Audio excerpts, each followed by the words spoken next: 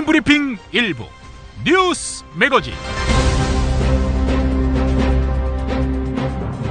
2016년 4월 23일 토요일에 인사드리는 김용민의 뉴스 매거진입니다. 김종인 더불어민주당 대표가 며칠 전 회의에서 보다 적극적인 기업 구조 조정이 이루어져야만 앞으로 중장기적 성장 기반을 확보할 수 있다, 이렇게 밝혔습니다. 야당의 이런 태도 어떻게 보십니까? 민중의 소리는 사설을 통해서 기업 구조 조정에 대한 근본적인 문제 제기가 빠진 상태에서 정부의 친재벌 정책에 동조하는 것이 되기 쉽다고 지적했습니다. 지난해 10월 재벌 사내 유보금은 550조에 달합니다. 쌓아놓고 쓰지 않는 돈, 이게 550조에 달한다는 얘기입니다.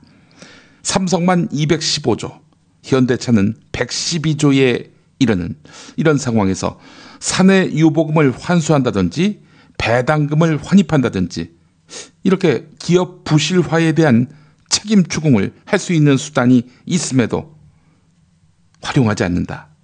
그래놓고 노동자의 일방적인 희생을 강요한다. 이 어찌 정당화될 수 있겠느냐라고 민중의 소리는 지적하고 있습니다. 그래서 우리 누리꾼들에게 물어봤습니다. 김종인 더민주 대표의 구조조정 수용에 대해서 어떻게 생각하냐고요. 그랬더니 3%만 절대 찬성한다고 했고요. 28%는 대량 실업 방지 대책이 없다면 반대한다라고 했고요. 36%는 대량 실업 방지 대책이 있다면 찬성하겠다, 이렇게 밝혔습니다. 이 두 가지가 별 차이가 없다라고 하시는 분들도 있는데요. 하지만 소극적 반대, 소극적 찬성으로 나누는 차원에서 예시를 제시한 것입니다. 한편 33%는 절대 반대한다, 이런 입장을 표명했습니다. 오늘 아침 10시까지 2469분이 의견 제시하셨습니다. 그 밖에 누리꾼 의견 볼까요? 산업을 살리려면 무능하고 방만한 경영진 먼저 조정돼야 하지 않을까요? 그 뒤에 계약직 파견직에 대한 노동 안정성을 보장하는 법을 만들어야 하고요. 그런 다음에 직원 구조 조정을 한다면 모를까. 또 다른 의견 보겠습니다. 송파 세 모녀가 자살하고도 아직도 똑같은 세상에서 살고 있습니다. 정부는 대기업만을 위한 정책을 만드는데 절대 실업 대비 방지 대책을 만들지는 않을 것입니다. 대책을 만들고 나서 구조 조정에 대해서 이야기를 해도 늦지 않다고 생각합니다. 하루 이틀 속은 게 아닙니다, 라고 하셨고요.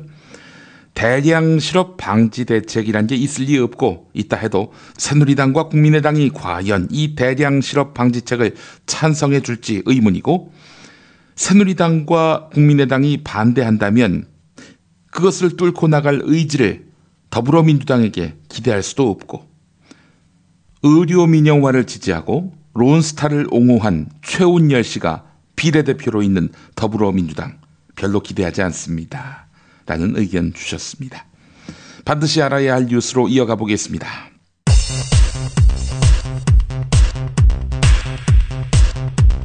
해마다 반복되는 보육대란을 막기 위해서 정부가 누리과정 예산을 특별회계로 관리하는 방안을 추진합니다. 지방에 정부 예산을 지원할 때 누리과정에만 쓰도록 강제할 수 있는 법을 만들겠다는 건데요. 하지만 야당에서는 수용할 수 없다면서 오히려 중앙정부가 예산 책임을 지방에 떠넘기지 못하도록 중앙정부 예산에 아예 포함시켜버리겠다, 누리과정 예산을, 이렇게 밝혔습니다. 한편 박근혜 대통령 포퓰리즘 복지는 안 된다, 이렇게 천명했는데요.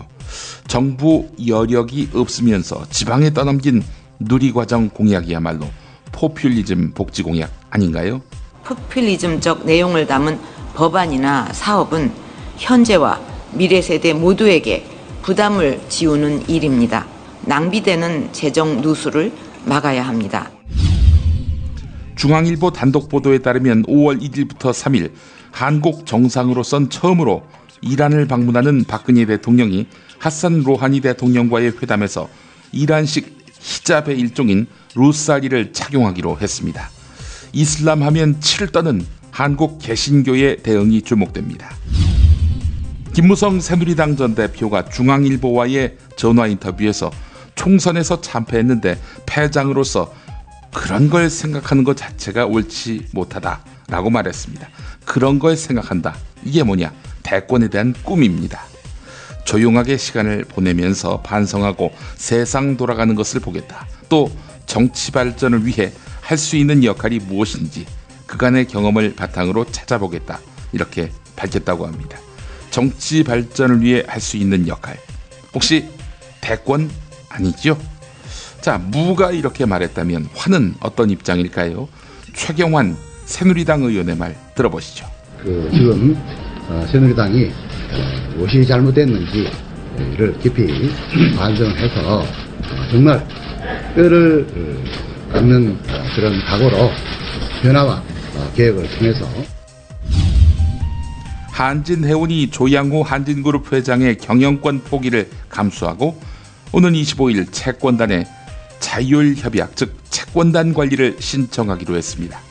조양호 회장이 2014년 4월 재수인 최은영 유스홀딩스 회장으로부터 경영권을 넘겨받은 지 2년 만이네요.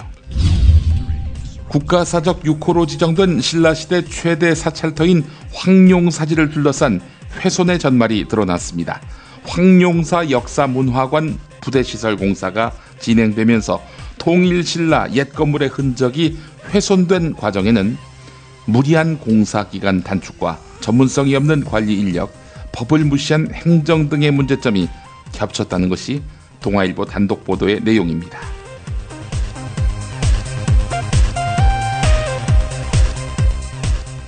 김용민의 뉴스 매거진 광고 듣고 오겠습니다.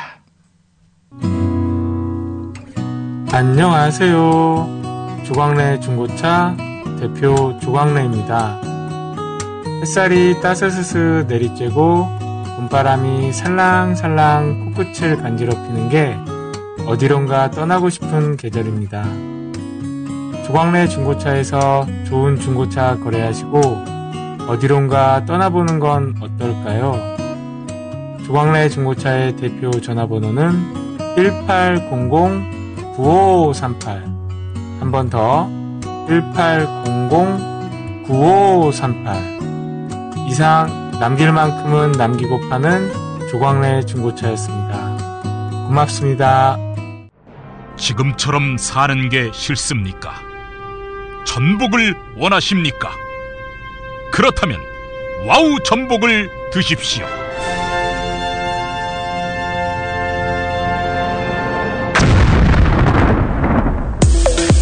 와우! 전복을 먹으면 입맛 잃고 무기력했던 삶이 전복되고 시름시름하던 몸 상태가 전복됩니다. 답답하십니까? 전복하세요. 100% 완도에서 잡은 전복 중에 전복. 와우 전복. 한 번 맛보면 또 찾게 되는 와우 전복. 네이버에서 와우 전복, 와우 전복을 입력하세요. 전화번호는 010-2443-0818. 직접 담가 먹는 김치가 사 먹는 김치와 다른 이유 잘 아시죠? 내 눈으로 내 손으로 골라야죠. 우리 걸로요. 한 포기 한 포기 직접 손으로 소금을 뿌려 절이는 가장 깨끗한 손으로 정성과 진심을 담아 이 김치 쥐앗으로 못 써요. 나쁜 병균 틈타지 말아야 하니까. 건강을 위해 소금은 적당히, 그러나 맛깔나게. 내 가족이 먹을 김치니까. 가족이 먹는 김치를 하나 더 만든다는 심정으로 만든 김치, 이담채 김치. 입맛 까다로운 김어준 딴지일보 총수의 한마디. 제가 이 김치의 맛을 보증합니다. 정말 맛있어요, 이 김치는. 포털 사이트 검색창에 이담채를 입력하세요. 전화주문은 1544-4586 1544-4586. 조선에 딸로서 잘하는 죄밖에 없는데. 남북 통일 만세! 새날이 올 때가 불리한 진술을 거부할 수 있습니다. 김무성 나와! 이나 민주주의를 하라 이 새끼야!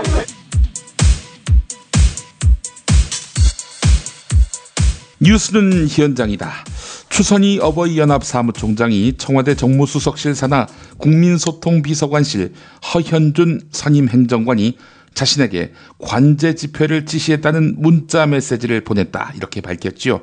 시사저널 인터뷰에서 말입니다. 자, 그런데 추선희 사무총장 시사저널에서 청와대로부터 지시받은 거 아니냐 이런 식의 유도신문이 있었다. 하지만 나는 지시가 아니라고 말했다. 허현준 행정관과는 협의를 한 것이고 우리는 오래전부터 알던 사이다 라면서 청와대와 협의를 했을 뿐이다 이렇게 강변했습니다. 추선희 사무총장 어제 JTBC 뉴스룸에 출연했는데요. 밝힌 말 들어보시죠. 한일 위안부 합의 이후에 집회를 부탁을 했다, 지시를 했다 뭐 이런 얘기가 있었는데요. 그거 참 시사저널에서 그 얘기가 나왔습니다. 저도 그 해명도 했지만 제가 여기서 녹음을 공개해드릴 수도 없고 조금 전에 제가 스텝하고 녹음을 들었는데 그 녹음에도 그 사람이 유도리 있게 했다. 그러니까 지시로 좀 얘기 좀 해달라. 근데 저는 지시 받은 적이 없습니다. 지시로 얘기를 해달라는 게 누가 한 말씀이죠? 시사저널이요. 시사저널 기자가 그렇게 얘기를 했다? 네. 그래서 저는 시사저널에서 그 얘기를 하길래 저는 지시가 아닙니다. 우리는 협의를 했고 아는 사람이니까 이거 종북 정대협이죠.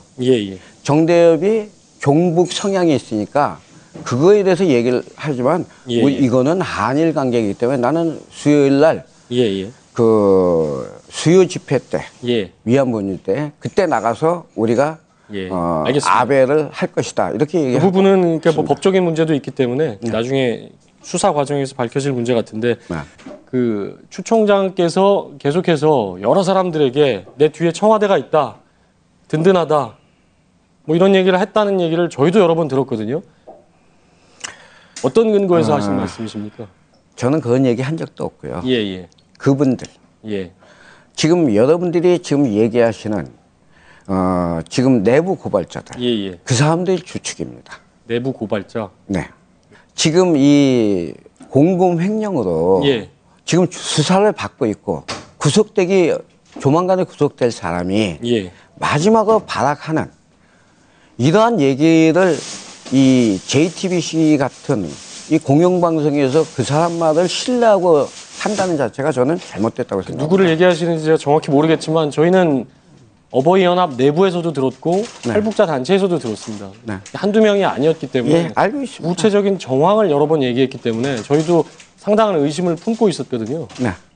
어차피 지금 여러 고소고발도 직접 하셨고 경실련 수사 의뢰도 들어갔기 때문에 앞으로 검찰 수사는 당연히 받으실 텐데 그 경우 그럼 가장 핵심이 전경련 돈은 왜 받았으며 그걸 어디에 집행했느냐 그 근거인데 영수증 제출을 하실 수 있다는 말씀이시죠?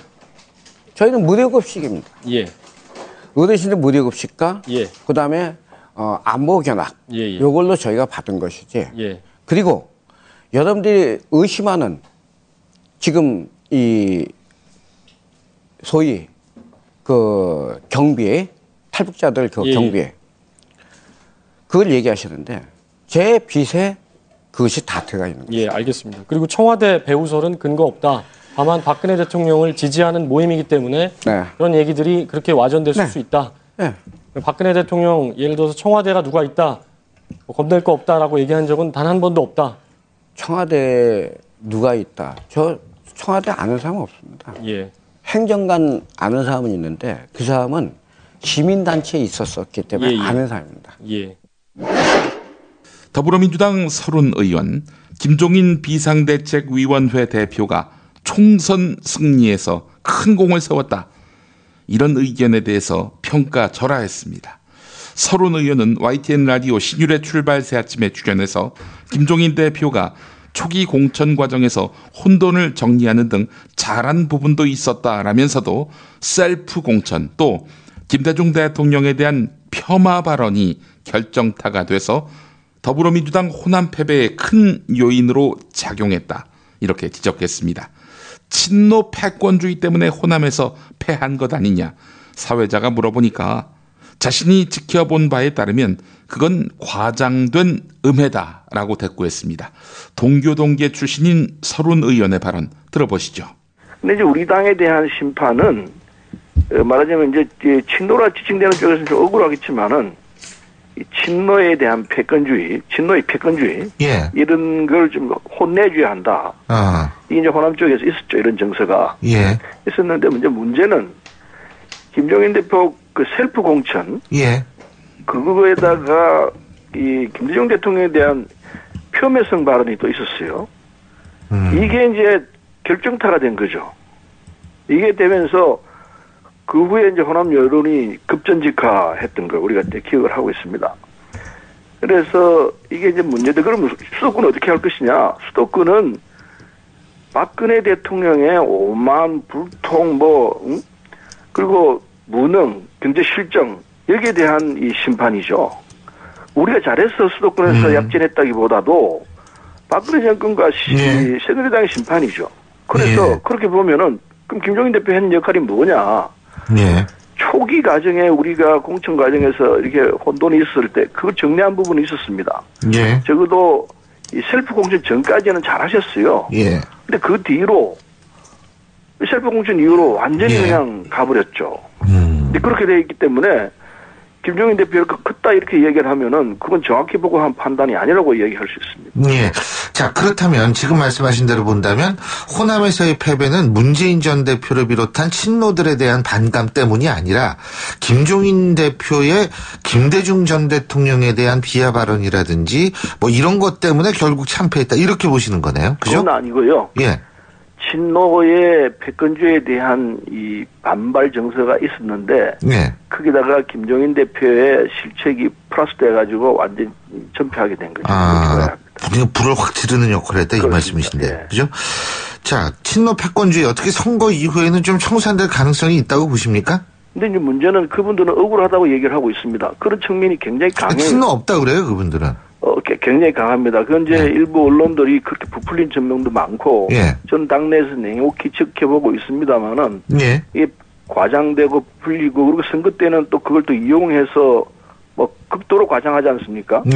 그런 부분이 호남 쪽에서 먹혔던 거죠. 그래서 그랬던 것인데, 어쨌든 문재인 대표가 그런 부분에 대해서는 좀 더 자숙하면서 정리를 해나가는 부분이 필요할 거라고 봅니다. 국방개혁 전문가 김종대 정의당 비례대표 당선자는 방위 산업 비리 문제는 비리가 아니라 안보 차원에서 접근해야 한다면서 국회 개원 후 대대적인 공세를 예고했습니다. 김종대 당선자는 TBS 라디오 열린 아침 김만음입니다와의 인터뷰에서 방산 비리가 특정 시기에 몰려있다면서 2010년, 2012년까지 천안함 연평도 사건을 계기로 해서 돈 벌 기회라고 인식한 일부 군 간부들이 이거 사라 저거 사라 이 지시를 남발하는 가운데 일이 커졌다라고 지적했습니다. 들어보시죠. 이제 방산 비리 나올 때마다 군 고위 관계자가 방산업체 청탁을 들어준 이른바 군피아 문제 계속 제기되고 있던데 왜 이게 끊이지 않는가요? 이 지금까지 발표된 방산비리 사건을 보면 공통점이 있는데요. 전부 사건이 2011년, 12년에 벌어졌거든요.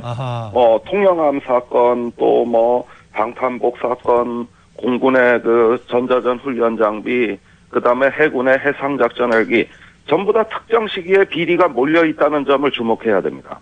그것은 2010년에서 12년 사이가 천안함 연평도로 인한 안보 위기 국면이었어요. 이거를 돈 벌 기회로 인식했다는 겁니다.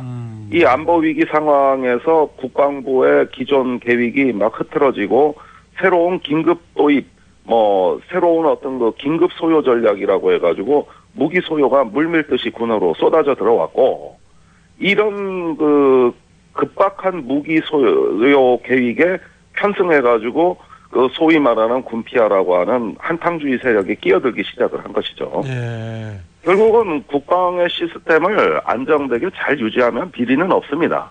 그러나 북한에 대한 공포가 조장되면서 이것도 필요하다 저것도 필요하다 해가지고 막 긴급히 무기를 도입하고 기존의 국방 계획을 바꿔버리는 이런 과정이 바로 비리의 온상이 됐다는 것입니다. 예. 결국은 이건 국방 정책의 실패입니다. 이게 주로 아까 말씀하신 시기가 이명박 정부 후반기 시절 같기도 한데 그때 다 집중돼 있어요. 예, 이때 마침 안보 위기가 집중돼서 그런 겁니까? 아니면 정권의 국방에 대한 여러 가지 정책에서 비롯된 점이 있습니까? 일단은 안보 위기 속에서 기존 계획을 흔들어댈 수 있는 그 한탕주의 세력에게는 매우 절호의 시기였다는 환경이 있고요. 예. 그 다음에 청와대가 직접 그 안보 위기 속에서 자기의 어떤 위신을 세우기 위해 가지고 군에다가 지시를 남발합니다. 뭐 예컨대 이거 사라, 저거 사라. 그 다음에 기존에 국내 개발하던 거 해외 값싼 무기로 도입선을 바꿔라. 이렇게 그냥 뭐 감 나와라 배 나와라 직접 개입을 해버리니 기존의 시스템이 무사할 수 있겠습니까? 예. 결국은 타당성 검토를 잘 해서 이 사업이 체계적으로 관리된 비리는 없습니다. 그런데 지금 그 이야기되고 있는 방산 비리는 전부 제대로 가던 계획이 흔들려가지고 바뀐 그 상황에서 비리가 발생했다는 공통점이 있거든요. 예. 그렇다면 원인은 자명한 거예요. 이거는 누가 뭐래도 정권의 책임입니다. 아하. 여러 가지 환경 요인도 있었지만 당연히 정권의 책임도 있다. 네. 이 부분 지금 집중적으로 지금 수사해야 된다고 주장하고 계시죠? 그러니까 수사를 하되 지금의 수사는 이제 그 실무자들에 집중돼 있거든요. 예. 그런데 사실 진짜 비리의 주범은 실무자는 나중 얘기고 그 정책 결정 자체가 비리예요. 예. 예, 그러면은 합참의 소요 결정 부서라든가 또 청와대 의사 결정 과정이라든가 이런 걸 수사 대상에서 다 제껴버리고 밑에만 먼지 털듯이 수사하니까 재판 가서 어떻게 되느냐? 반 이상이 무죄로 빠져나오고 있습니다, 지금. 예. 그럼 이 수사 하나마나 아닙니까? 제대로 그러면 원인을 규명해서 책임자를 처벌해야 되는데 재판 가서 다 뒤집히고 예. 이렇게 되면은 결국은 불량 무기가 들어왔는데 책임질 사람은 없다. 이런 결론만 나오고 있는 것이죠. 맨날 술이야. 빅데이터 전문가 정영진입니다. 술 마시는 게 곧 업무인 분 많이 계시죠? 메모하세요. 고려 생활건강 술술 풀리고입니다. 증권가 샐러리맨 그리고 강남 유흥업소 종사자들 웬만하면 안 취하죠. 술술 풀리고 이게 비결이었습니다. 간장과 신장을 보호하는 화인 피토 성분 그리고 특허받은 제조법. 그래서 술술 풀리고는 누구도 흉내낼 수 없습니다. 못 믿으시면 수백 개의 후기 읽어보시고 80%에 육박하는 재구매율에 주목해주세요. 음주 전후 한 포를 섭취하시면 됩니다. 부드러운 분말 형태라 물 없어도 드실 수 있고요. 물을 섞지 않으니 효과는 더 확실하겠죠? 네이버와 다음에서 고려 생활건강을 검색하시면 술술 풀리고를 만나볼 수 있습니다. 박혜원 경위님 듣고 있습니까? 이재황입니다. 절대로 포기하지 마십시오. 아무것도 할 수 있는 게 없어요. 절망이에요. 그래도 포기하면 안 됩니다. 먼저 몸을 챙기셔야 합니다. 어떻게 하면 되죠? 알려주세요. 일단 전창걸닷컴에서 새싹당 공차를 주문하. 남자들은 꼭 남자는 이지영 형사님 전창걸닷컴에서 새싹당 공차 열쇠는 새싹당 공차였어. 전화 구매는 070-8635-1288 070-8635-1288. 자기는 정말 훈남이고 자상하고 스마트한데 그런데 잠잘 때는 아니야. 정말 아니야. 진짜 엽기야. 그럴 수밖에요. 그렇게 코를 골아대는데 본의 아닌 결례 이제 그만. 간편하고도 반영구적인 코골이 방지기구 24,000원이면 됩니다.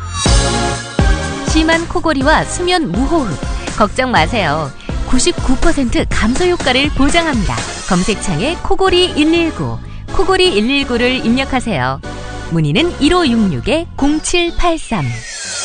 코골이 119는 의료기기 제조 수출업체 메디슬립에서 만듭니다.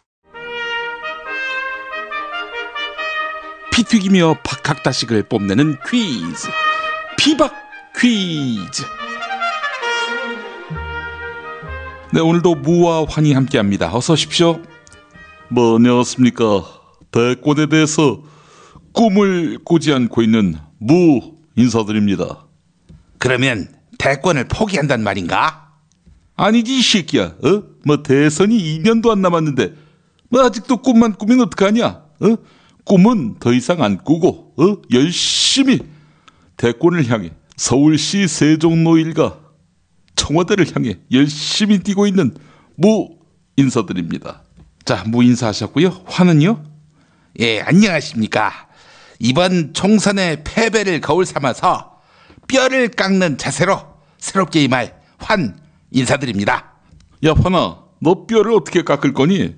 이 광대뼈를 깎아야 할 것 같아. 당 대표 또 대권 주자로 나서려면 관상이 좋아야 할 거 아니겠어?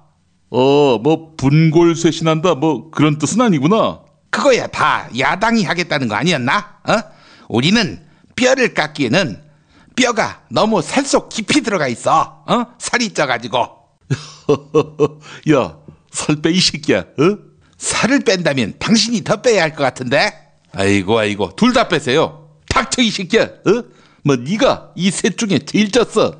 어이 사회자, 제발 싸가지 살 좀 키우라고. 응? 싸가지가 그렇게 없어서야. 자, 문제 드리겠습니다. 세월호 참사로 아들 오영석 군을 멀리 떠나보낸 오병환 권미화 씨 부부가 묵묵히 박주민 더불어민주당 총선 후보를 돕기 위해 선거 일선에 나섰다는 사연. 선거 후에 알려졌죠. 너무나 가슴이 찡했습니다. 행여나 득표에 도움이 안 될까봐 세월호 배지 이걸 또 뗐다고 하는데요. 자, 오병환 선생 특히 인형탈과 옷을 쓰고 어린이들을 환대해 줬는데, 자, 이 인형복 이거 입어본 분은 압니다. 제가 한겨울에 입어봤는데 그 안에 빤스만 입어도 충분히 덥습니다. 예, 그 덥고 답답한 옷을 입고 투혼을 발휘해서 선거운동을 한 오병환 선생. 오병환 선생께 경의를 표합니다. 오병환 선생이 쓴 이 인형, 이 인형은 어느 만화 캐릭터의 인형일까요? 예, 정답. 환 아세요? 당연하지. 내가 만화 마니아야. 예, 정답은 도날드 닭. 틀렸습니다. 도날드 닭이라니요. 야당 선거운동 했으면은 닭 복장을 하지 않았을까? 지난 정권 때는 미키마우스를 쓰고 선거운동 했을 테고. 그런 적은 없었죠? 예. 도날드 닭이라고 하셨는데 도날드 닭이 아니라 도날드 덕이겠죠, 덕. 아, 덕이라고? 덕? 아, 그러면은 레임덕을 쓰고 선거운동했나? 네, 그것도 아닙니다. 야, 허나, 너 이번에 전당대회에서 당대표 선거 나갈 때 네가 닭 인형을 쓰고 얻어맞는 그 퍼포먼스 한번 해봐라. 예전에 회창이 형 캠프에서 대선 때 YS 인형 입은 애가 그 얻어맞는 퍼포먼스 했잖니. 닥쳐! 그래 이 새끼야, 닭을 치라고. 그게 너희들이 살 길이야 이 새끼야. 자 이제 그만하시고요. 자, 무는 정답을 아세요? 너무 쉬운 문제라서 맞춰도 폼이 안 날 것 같지만 하여간 정답 가자. 자, 정답은요? 또라이몽. 아니, 또라이몽은 아니죠. 그런 게 어디 있습니까? 현대중공업 최대 주주이자 실소유주인 몽. 그 인간 회사는 거의 살인 공장이더만. 분기별로 한 번씩 참사가 일어나니까. 이러면 또라이몽이지. 안 그래? 게다가 이번에 또 수천 명을 자른다고 하는데 잘리는 사람들은 아마 만세 불러야 하지 않을까 싶다. 죽는 것보다는 잘리는 게 나으니까. 그래도 현대중공업 최대 주주인 몽, 그 몽하고 같은 당이신데 그렇게 매정하게 말씀하시깁니까? 야, 경쟁자 아니냐 이 씨발. 저 새끼 서울시장 선거 때 황식이 형 물어뜯는 거 보니까 씨발 맹수야 맹수. 정맹준이라고. 하여간 정답 아닙니다. 자, 오늘도 여러분들이 정답을 맞히셔야겠습니다. 삼성이 망하면 한국은 어떻게 될까? 부지불식간에 우리 시대의 화두가 됐습니다. 이 책은 삼성이 망하길 바라는 차원에서 쓴 책은 아니고요. 삼성이 위태로울 경우 우리 경제는 어떻게 대비해야 할지 그 내용을 다룬 책입니다. 자, 책 제목이 이렇습니다. 삼성전자가 몰락해도 한국이 사는 길. 삼성전자가 몰락해도 한국이 사는 길. 네. 수백 페이지에 이르는데 삼성전자가 몰락해도 한국이 사는 길이 없다면 이렇게 두꺼운 책이 나올 리가 없겠죠. 예, 삼성전자가 몰락해도 한국이 사는 길. 쓰신 분은요, 대표적인 재벌개혁론자인 박상인 서울대 교수입니다. 미래를 소유한 사람들에서 협찬해 주셨습니다. 팟빵 게시판에 정답, 이메일 주소, 사연 이렇게 남겨주시면 저희가 하루 2분씩 고르도록 하겠습니다. 지난 시간 정답자, 기부스짱님입니다. 정답 10억 광년의 신호 맞히셨고요. 원주에서 김용민 브리핑을 듣고 있는 30대 직장남입니다. 진주시 선관위의 개표 실수를 보면서 또 이번 총선에서 시민의 눈, 여기 일원으로서 사전투표함 지키기, 그리고 운송 참관인, 개표 참관인 활동을 하면서 느낀 것인데요. 몇 번의 선거를 치렀는데도 아직 선관위의 선거 관리나 개표, 투표함 보관에 허점이 너무나 많더군요. 몇 개 지적해도 요청해서 제대로 된 것도 있기는 한데 그 중요한 투표함과 개표 절차가 투명하고 객관적으로 되지 않고 있다는 점에서 참 많은 실망도 했고 또 우리 시민들이 더욱 눈을 부릅뜨고 지켜야겠다는 생각을 했습니다. 김용민 브리핑을 듣고 잘못된 것을 아는 것도 중요하지만 실천하는 것이 더욱 중요한 것 같습니다. 앞으로 있을 대선이나 보궐선거에도 시민의 눈에서는 더욱 관심을 갖고 투표함 및 개표 관리를 참관할 것이며 소중한 유권자의 한 표 한 표를 지키도록 하겠습니다. 이완배 기자의 경제의 속살 너무나 좋아한다고 하셨는데요. 감사합니다. 별이 쏟아지는 별이라는 필명 쓰시는 분도 당첨되셨습니다. 10억 광년의 신호 정답 맞히셨고요. 20대 학생입니다. 요즘 들려오는 자칭 보수단체가 탈북단체를 돈으로 매수해서 친정부, 친재벌 성향의 시위를 했다는 의혹의 소식을 들었습니다. 그 시위 중에서는 세월호 반대 시위를 했다는 소식도 들었습니다. 2만 원의 일당으로. 7월이 되면은 세월호가 인양된다고 합니다. 제대하고 나면 세월호의 진실이 밝혀지게 되는 것일까요? 왼손에 낀 세월호 팔찌를 보면서 언젠가는 사건의 진상이 밝혀지는 날이 오기를 기대해 봅니다. 라고 하셨습니다. 감사합니다. 두 분께 책 보내드리겠습니다.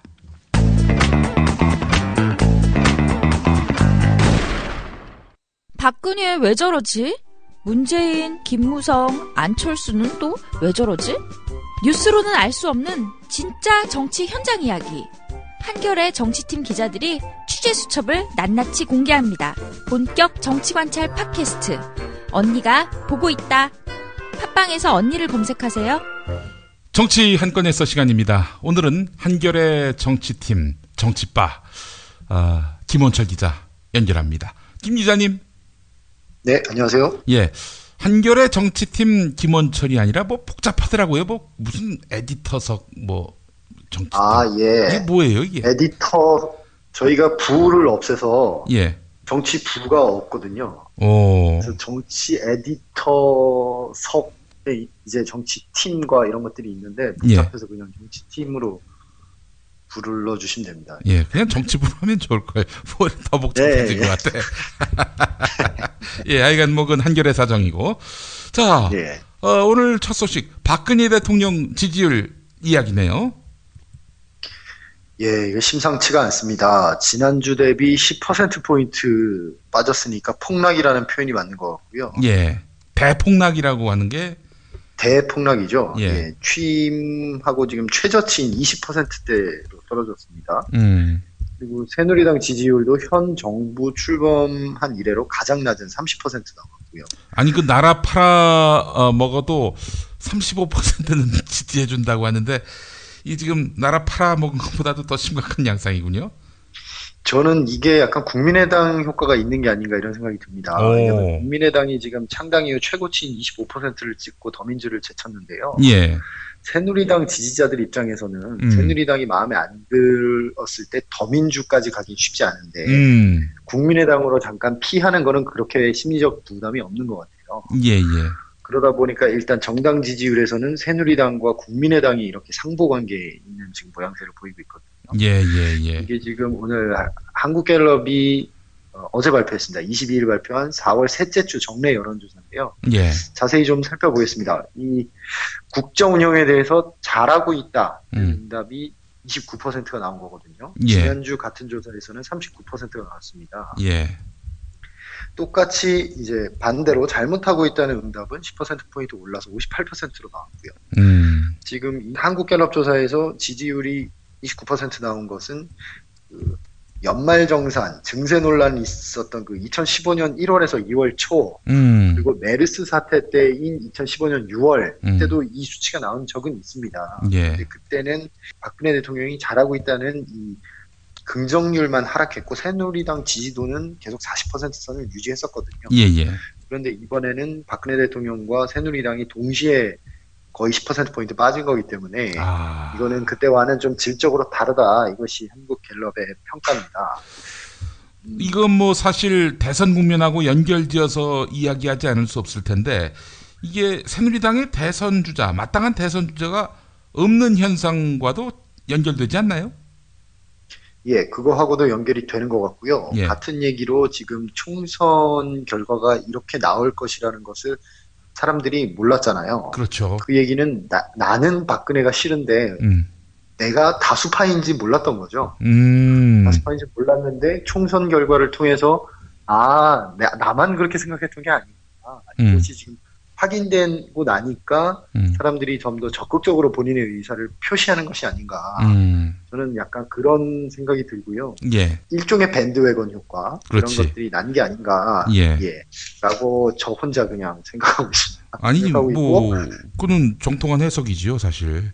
예, 그런 점에서 말씀하셨다시피 그런 상황에서 지금 이 위기를 타개할 어떤 마땅한 그 대선 후보급 정치인이 없다 보니까 이번 총선에서 전멸하지 않았습니까? 예. 새누리당의 마음을 주고 싶어도 지금 줄 수가 없는 상황이죠. 예. 총선의 패배를 수습해야 될 비대위원장을 총선에 책임이 있는 원효철 원내대표를 앉히는 또 한 번의 코미디 같은 일이 벌어지면서 뭐 점수를 도저히 딸래야 할 수 없는 행태를 계속 이어가고 있는 것이죠. 원유철 그 비대위원장이 원균의 후손이라고 하죠. 아, 그렇습니까? 예, 그 원균 무슨 후손들의 모임에도 참석하고 그랬어요. 그래서 그렇군요. 생김새도 비슷하다. 그 원균의 그 뭐 사진은 없지만 여간 그림을 보면은 거기에 원유철 대표의 모습이 보인다. 이런 얘기도 회자됐고요. 예. 그 박근혜 대통령 지지율을 지금 이 전국 기반 조사를 한 결과를 가지고 지역 기반으로 쪼개서 보는 건 사실 좀 잘못된 방법이긴 한데요. 예. 그냥 참고 삼아 조금 살펴보겠습니다. 참고 삼아 보면 대구 경북에서 무려 22%포인트가 빠졌습니다. 하하. 지난주 56%였는데요. 지금 34%로 주저앉았거든요. 예. 거의 붕괴 수준이라고 지금 볼 수 있을 것 같고요. 그 대구 경북 지역이 총선 때 투표율이 굉장히 낮았거든요. 그것 자체가 지금 새누리당에 대한 굉장한 분노하고 있다는 것이 드러났던 것이죠. 예.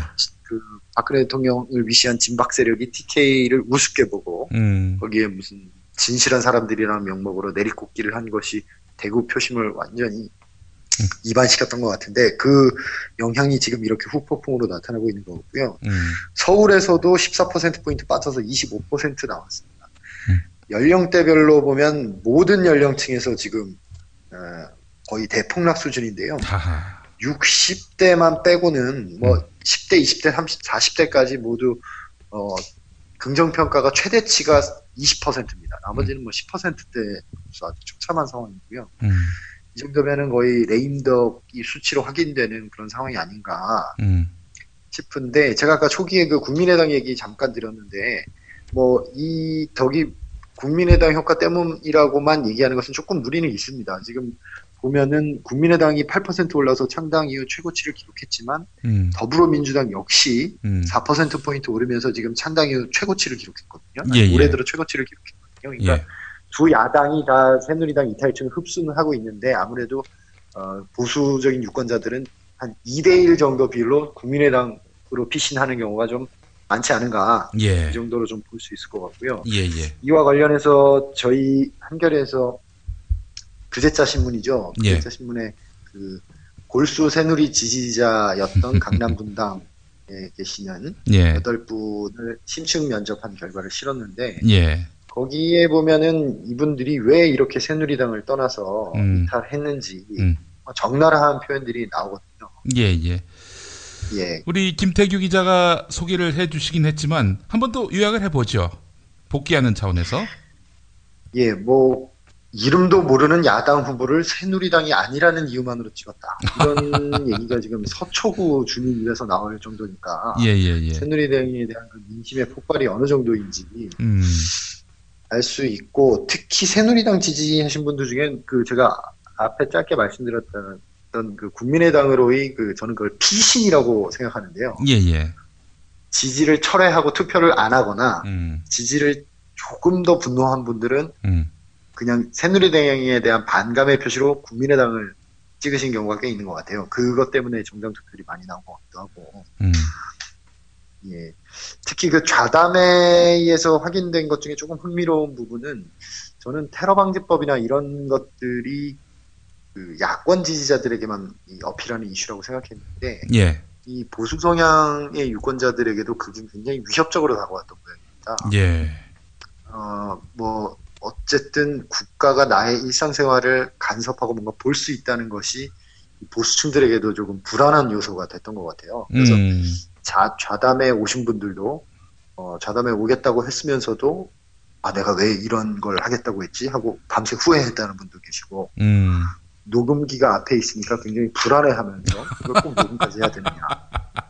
그리고 본인들이 이제 정부 비판을 많이 했으니까 뭔가 알리바이로 박근혜 대통령 화이팅 이런 얘기를 일부러 농담조로 자꾸 하기도 하시고 그런 이게 뭐 약간 농반 진반이긴 하지만 그런 분위기가 그런 보수층들 사이에서까지 그렇게 스며들어 있다는 것이 이 새누리당 정권에 대한 피로도가 얼마나 높은가 그런 것들을 저희가 좀 느낄 수 있을 것 같아요.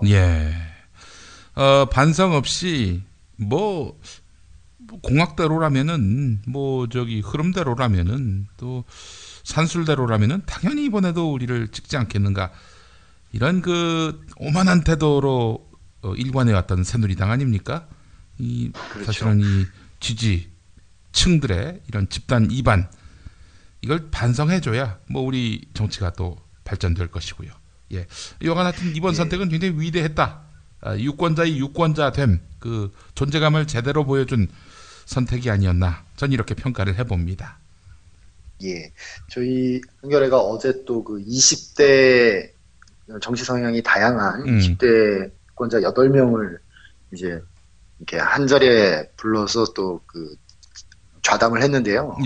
거기에서 나온 얘기들도 굉장히 그 평생 새누리만 찍었던 20대들조차 얼마나 지금 심각하게 새누리당에 등을 돌리고 있는지 확실하게 드러났고, 특히 그 20대 학생분들의 부모님이 하셨다는 말씀이 좀 인상적인데, 너네가 기성세대라고 욕하는 우리 40, 50대가 얼마나 무서운지 이번에 봤느냐라고 말씀하셨대요. 그래서 그 대한민국 국민들이 진짜 보통 수준이 아닌가 하는 걸 저희가 이번에 느낀 것 같고, 이와 관련해서 저희 그 정치바에서 하는 언니가 보고 있다. 정두원 의원이 출연을 했습니다. 서울에서 낙선한 분이니까 어떤 서울의 민심을 좀 체감하지 않았겠는가 싶어서 모셔서 얘기를 좀 들어봤는데, 그분이 이런 말씀을 하셨어요. 그 새누리당이 그 영남 TK 이분들이 새누리당의 권력을 잡고 있지만 선거 때가 되면 수도권이 중요하기 때문에 항상 수도권을 상징하는 인물들을 내세우고 중도적인 정책들을 급조라도 해서 내세우고 경제민주화 같은 그런 것들을 해서 중도 전쟁을 싸워서 이겨왔는데 이번에 야당이 김종인이라는 중도를 상징하는 인물을 영입했음에도 불구하고 야권 분열이라는 그 구도에 빠져서 그 어떤 선거용 인물과 정책을 내세우지 않았다는 거죠. 그렇게 안이하게 선거를 치렀는데 어떻게 이길 수가 있었겠는가.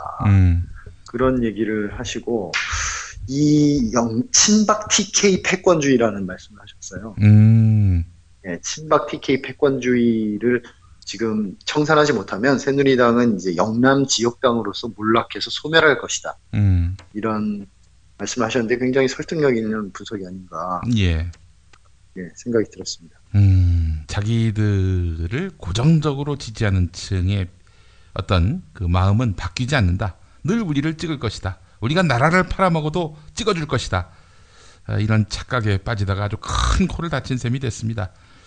사실은 뭐 다른 제가 말씀하시죠. 사실 뭐 까먹었어요. 네, 하세요. 하세요.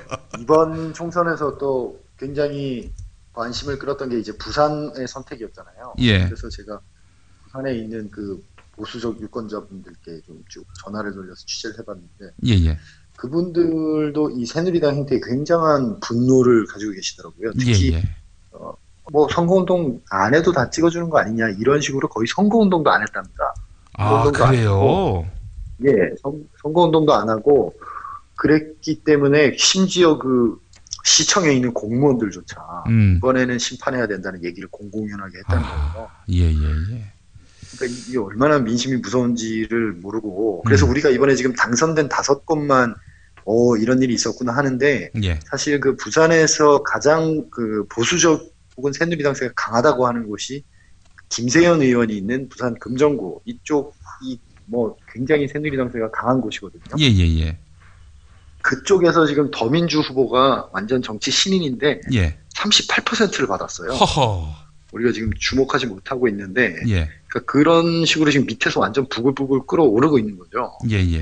태어나서 처음으로 더민주를 이번에 찍었다는 분들도 꽤 있고, 그리고 새누리당은 찍었지만 정당 투표는 국민의당을 찍었다는 분들도 많이 계시고, 이런 걸 보니까 지금 새누리당에 대한 민심 비판이 어느 정도 수준인지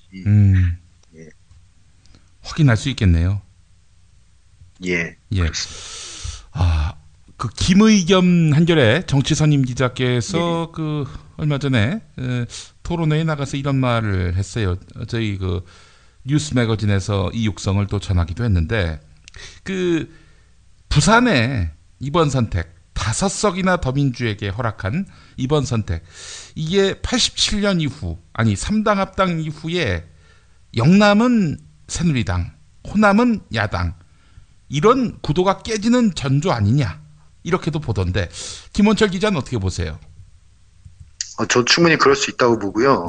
특히 그 부산 사람들에게는 제가 부산 출신이라서 잘 아시잖아요. 감으로 말씀을 드리자면 그 호남당이라는 이미지가 굉장히 강하거든요.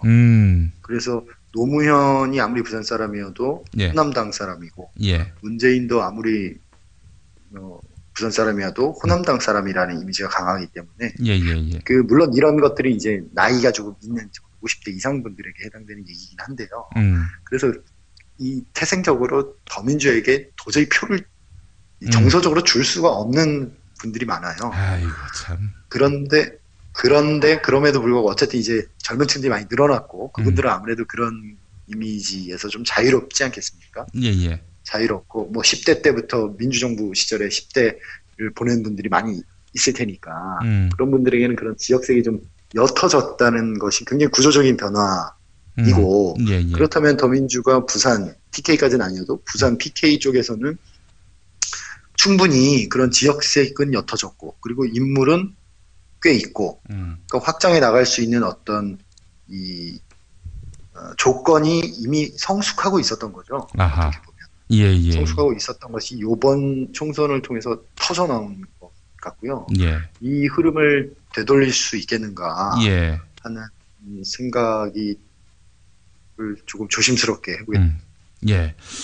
어떤 뭐 데이터를 갖고 하는 이야기는 아닙니다만은 막판에 문재인 전 대표가 광주 가서 이렇게 5.18 묘역 앞에서 무릎을 꿇고 광주 시민에게 석고대죄하는 모습, 이 모습이 부산 민심에게 어떤 작용을 한 것은 아닌가 하는 그런 그 의문점도 갖게 되는데요. 어떻게 보십니까?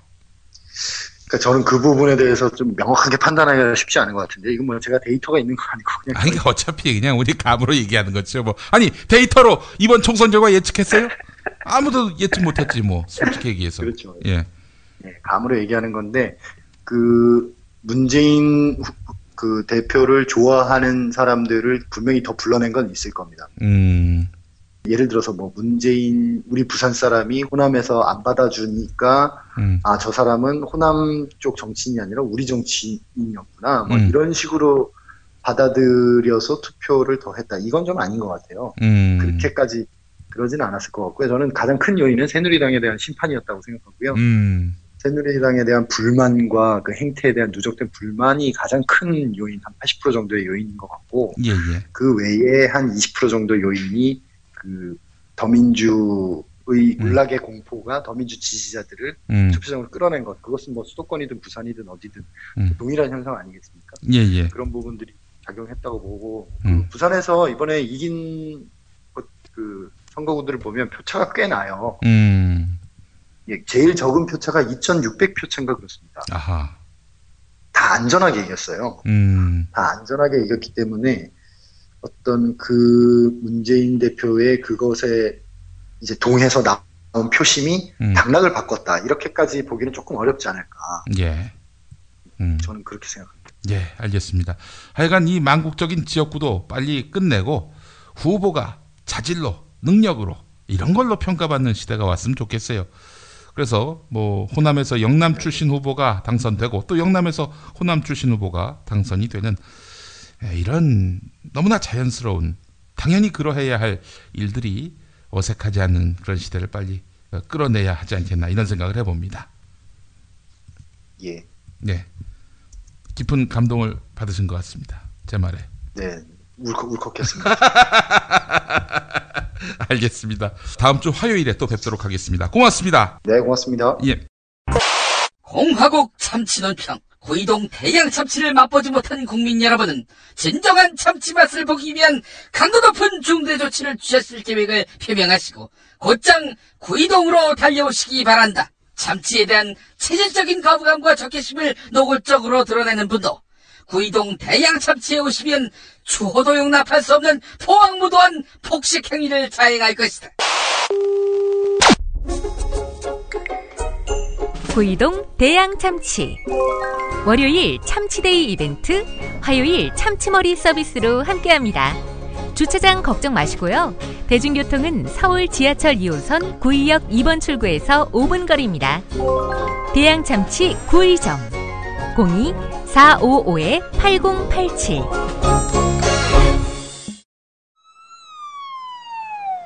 아유, 저 사고 큰데 사람이 많이 다쳤겠어요. 아니, 저 차량은 뭐가 그리 급하다고 과속 운전에 끼어들기까지 하나? 아니, 근데 운전자 보험은 가입했을까? 운전자 보험이요? 저런 인사사고 때에는 상대방한테 형사 합의금을 지불해주는 운전자 보험 말이에요. 변호사 비용도 주고 벌금도 보장해주는 운전자 보험. 아, 자동차 보험에서 보장해주지 않는 대인 합의금을 보장해주는 보험 말이에요? 그거 굉장히 비싸지 않나요? 아니에요. 난 7,000원 운전자 보험 카페에서 가입했는걸요. 뭐라고요? 7,000원 운전자 보험 카페? 홈쇼핑에서도 월 2만 원에서 3만 원이던데. 버스도 승합차도 트럭도 자가용이라면 7,000원 운전자 보험 카페. 우와, 대박. 비싼 보험료 때문에 힘드시죠? 풀보장 운전자 보험을 저렴하게 만나는 가장 좋은 방법. 다음 네이버 카페에서 7,000원 운전자 보험을 검색해보세요. 전화문의는 02-849-9730. 10년차 베테랑 손해보험 전문 설계사가 평일은 물론 주말 공휴일에도 상담해드립니다. 다시 한번 전화문의는 02-849-9730. 뭐 7,000원 운전자 보험, 택시, 버스, 트럭 등 영업용 차량 운전자 보험도 상담해드립니다. 6살 하늘이 밥을 잘 안 먹어요. 엄마, 나 이거 맛이 없어요. 그만 먹을래요. 엄마의 걱정은 점점 더해가는데요. 그런데 이때 택배입니다. 연지연 곰탕이 배달됐어요. 직접 도끼로 팬 장작불 위에 한우 사골과 도가니를 가마솥에 한가득 넣고 24시간 끓인 진구. 연지연 곰탕이 하늘이 입에 들어가는 순간 아, 맛있다. 엄마 한 그릇 더 주세요. 하늘이의 밥도둑 연지연 곰탕. 조미료 같은 첨가물이 전혀 들어가지 않아 엄마의 기쁨은 더하답니다.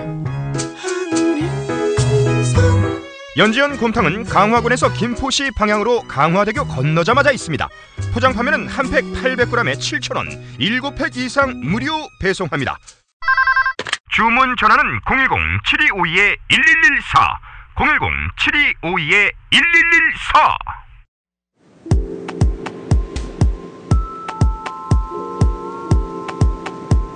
제주도로 가보겠습니다. 자연환경 해설사이며 농민인 이현정 씨 나와 있습니까? 네, 안녕하세요. 제주도입니다. 네.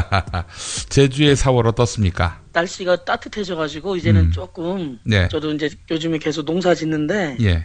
땀이 많이 납니다. 완연한 봄이죠? 예, 봄이긴 한데 이제 제주는 아무래도 남쪽이다 보니까 더 좀 더운 날씨. 또 한낮에는 예. 그렇습니다. 예. 예. 제주도에도 남원이라는 지역이 있거든요. 제주도에서 남원. 네, 우리 전라북도 남원만 있는 게 아니라 예. 그 서귀포의 동쪽에 남원읍이라고 있습니다. 아하, 예. 거기에 제주도의 생태관광 마을이 몇 개가 있는데 지난번에 제가 선을리에 있는 곶자월 한번 소개해드렸잖아요. 그렇죠. 오늘은 이 남원읍의 하렐이라는 마을도 생태관광 마을이거든요. 예. 그래서 여기에 그 효돈천이라는 용암 계곡이 아름답게 펼쳐진 곳이 있거든요. 아하. 그래서 이 봄에 이 효돈천 용암 계곡 트레킹을 좀 잠깐 좀 소개해 드리려고 합니다. 예. 제주도 하시면 다들 뭐 성산 일출봉이나 한라산 이런 것들 좀 유명한 관광지만 생각하실 수도 있는데 예. 이 한라산에서 그리고 그 주변 오름에서 용암들이 이렇게 흐르고 그러면서 거기에 많은 계곡들이 조금씩 있어요. 예. 네, 물론 많지는 않습니다만 그 계곡들을 따라서 트레킹을 걷는 약 한 1.5km 정도 트레킹 코스가 있거든요. 예. 그래서 이게 4시간 정도 계곡 트레킹을 하는데 아마 과연 여기가 제주도인가? 여기 뭐 저기 강원도에 있는 동강이 어디 같은 느낌 그런 것처럼 그 자연에 대한 경이로움을 만날 수 있는 그런 그 트레킹 코스입니다. 예. 아직은 그래도 많이 알려지진 않아서 많이는 안 오거든요. 그래서 특히나 여기는 용암이 흐르고 평소에는 이 제주도는 하천의 특징이 마르다고 해야 되나? 건천이에요. 건천. 네. 예. 근데 비가 많이 오거나 이럴 때만 좀 물이 조금씩 흘러내리는 정도인데 그래서 비가 안 올 때는 다 용암계곡 밑바닥까지 다 민낯을 드러내거든요. 예. 한라산의 백록담에서 그 서귀포에 유명한 세속각이라는 하류 지역에 배 타고 유람지가 있거든요. 예. 거기까지 흐르는 이 중간 지역에 아주 아름다운 이 효돈천 용암계곡 트레킹을 한번 가보시면 참 좋겠다. 예. 이런 생각이 들고요. 예. 마침 또 여기는 그 하렐이 마을 분들이 또 운영을 하세요. 그러니까 생태관광마을로 지정되다 보니까 예. 하렐이 마을 분들이 이렇게 프로그램도 운영하고 또 거기에 따른 소득도 이렇게 가져가는 그래서 상당히 뭐 착한 여행 같은 그렇게 될 수 있고요. 아무래도 어린이 친구들이 가기에는 조금 여기가 중간에 로프 잡고 오르락 내리락 하는 곳도 좀 있거든요. 예. 그래서 아이들이랑 함께 가기에는 좀 깊은 데는 못 가더라도 어른들은 좀 깊은 데까지 약 4시간 정도 다니면 좋을 것 같고요. 그리고 여기 남원읍 하렐이가 아마 우리나라 중에서도 가장 따뜻한 마을 중에 하나예요. 예. 그래서 감귤이 아주 맛있거든요. 아하. 그래서 예 이렇게 거기에서 한라봉 감귤 뭐 버거 감귤 한라봉 주스 같은 것도 마을에서 사 드시면 아니 한라봉으로 버거도 만들어요? 네네 그렇게 만듭니다. 어떻게 만들어요? 그러니까 저도 이 동네 분들이 그걸 맛있게 하더라고요. 만들더라고요. 또 동네 분들이. 또 패티를 그 귤로 하는 건가요? 아니면 어떻게 하는 거예요? 그게 또 뭐지? 그 한라봉에 그 중간에 넣어서 그 한라봉 감귤 버거 이렇게 해서 만들더라고요. 동네 분들이. 네, 그래서 한번 4시간 동안 이 효돈촌 용암 계곡 트레킹도 한번 해보시고 그리고 동네 분들 마을이 운영하시면서 하는 한라봉 감귤 버거도 드셔보면서 이렇게 상당히 좀 마을 생태 관광 마을도 한번 살펴보시면 좋겠다 추천을 해드립니다. 예, 아이고. 네. 통상 제주도 가면은 뭐 성산, 중문, 네. 그리고 뭐 그렇죠. 한라산 뭐 이 정도만 생각하는데 이렇게 네. 숨은 비경이 있는 네, 곳, 네. 네, 정취가 있는 네, 곳. 네. 예. 다시 거기가 어디라고요? 네, 여기가 그 제주의 남쪽 서귀포의 동쪽입니다. 남원읍 하레리 효돈천. 효돈천. 네. 예. 예, 그래서 하레리 마을 사무소에 전화하면 인원이 5명 이상이면 잘 안내도 해주고 또 인원이 더 많으면 예. 또 보다 더 자세히 소개도 해준다고 하니까요. 예. 하레리 마을 사무소에도 한번 문의해보면 좋을 것 같습니다. 예, 효돈천. 네네네. 기억하시면 좋겠습니다. 효돈천. 네네. 예. 이제 제가 서귀포시 효돈천 소개했는데 예. 이번에 그 뭐 총선 결과가 뭐 육지에서도 뭐 여러 번 평가하는데 제주도에도 더민주당 후보 3명이 모두 당선됐거든요. 3개 지역구 모두 다 더민주가 당선됐죠? 네. 그리고 비례대표 경우에도 물론 새누리당이 조금 더 나왔습니다만 예. 근소한 차이로 더민주가 적게 나올 정도로 이제 제주도 민심도 많이 좀 바뀌고 있는 거 아닌가. 19대 때도 그 더민주가 3석 모두 휩쓸었잖아요. 네, 그전에도 그랬고 그전에도 그러니까 지난 4회 총선 모두 3명 다 더민주당이었는데요. 아하. 비례대표는 더민주가 새누리당보다 약간만 적게 나왔어요. 이번에는 변화가 있는데 예. 이번에 좀 그 당선인 3명이 좀 자담회를 했는데 예. 거기에서 좀 반가운 얘기로는 그 3명이 원희룡 도정의 우리 유권자들이 심판을 한 게 아니냐. 뭐 그러면서 며칠 전 원희룡 측근 인사들이 몇 명이 사직을 표시하는 것도 나왔어요. 도정에 책임지고. 예, 그러면서 또 당선인 3명이 제가 지난번에 소개했던 강정 문제 해군들의 그 구상금 청구 있지 않습니까? 34억 원. 예. 이 문제를 아주 적극적으로 해결해서 해군들이 그렇게 하지 못하도록 막겠다.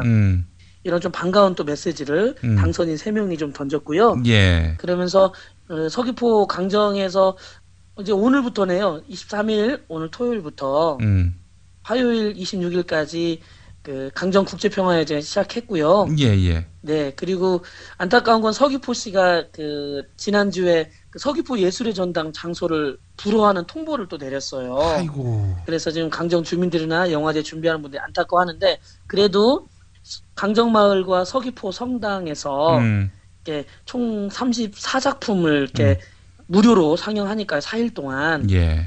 네, 그리고 이번에 처음에 개막작이 업사이드 다운이라고 세월호 유가족 아버지 4명의 이야기를 바탕으로 한 다큐멘터리를 또 개막작으로 하거든요. 그래서 이번 주말 그리고 다음 주 화요일까지 제주에 오시는 분들 우리 모다드렁 평화라는 슬로건으로 강정국제평화영화제 한번 꼭 와서 보시고 강정에 실질적으로 이런 문제점이 있었구나. 그리고 왜 더 민주당 국회의원들조차도 이 문제를 해결하고자 하는지 그걸 한번 보시고 또 영화제뿐만 아니라 평화포럼, 북콘서트, 거리공연 하니까요. 네, 한번 오셔서 우리 강정에 이런 문제들 한번 있구나 봐주셨으면 합니다. 강정마을 주민들에 대한 34억 원을 해군이 그 몇 개의 단체와 거기 주민들 그리고 도와주는 활동가들에게 구상금을 청구한 거죠. 구상금을 청구했는데 이때 그 원희룡 지사가 저희가 며칠 전 조간 브리핑에서 그 육성을 들려드렸는데 그거는 국비로 해결해야 한다 이렇게 얘기했단 말이죠. 근데 우리 저 원희룡 지사를 보면 말이죠. 말만 앞서고 이게 뭐 실천이 별로 없는 그런 말은 참 좋은데 이 실천이 없는 이게 문제가 있는 것 같아요. 네, 사실은 지난 2014년 지방자치 선거에서 원희룡 도지사가 된 다음에 강정에 찾아와서 물론 주민들은 잘 안 만나줬으면 자기가 해결하겠다. 그런데 실질적으로는 진상조사도 하겠다 원희룡 지사가 했는데 하지 않았습니다. 그래서 지금 또 며칠 전에 원희룡 지사가 해군들의 구상금 청구 너무 억울하고 안타까운 일이라 이 문제를 적극적으로 나서겠다. 하지만 이제 주민들이나 관계자는 이제 너무 신뢰를 잃어버리니까 크게 기대를 하지 못하고 있는데요. 다행히도 이번에 3명의 그 국회의원 당선자들이 적극적으로 해결하겠다 나선다고 해서 앞으로 좀 지켜보면 좋을 것 같습니다.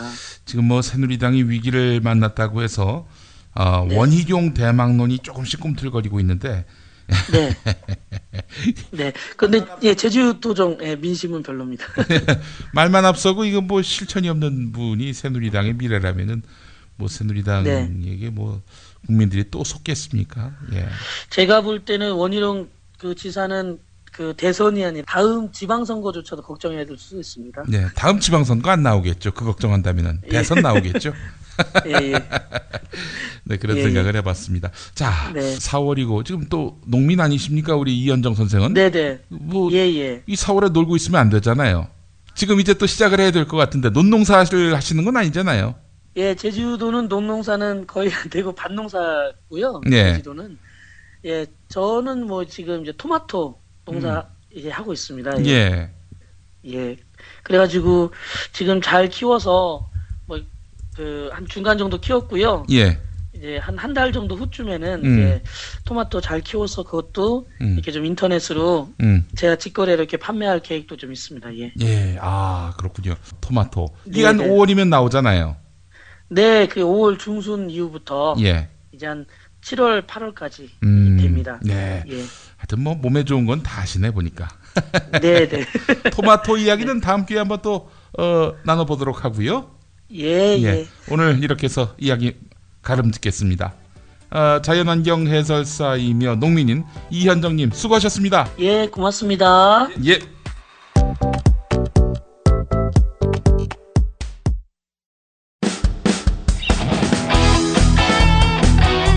당신이 알아야 할, 또 우리 공동체가 알아야 할 뉴스, 김용민이 챙겨드립니다. 지금은 제1부 뉴스 매거진과 함께하고 계십니다. 경제의 속살 들여다보겠습니다. 오늘도 민중의 소리 이완배 기자 연결돼 있습니다. 이완배 기자님. 네, 안녕하십니까. 예.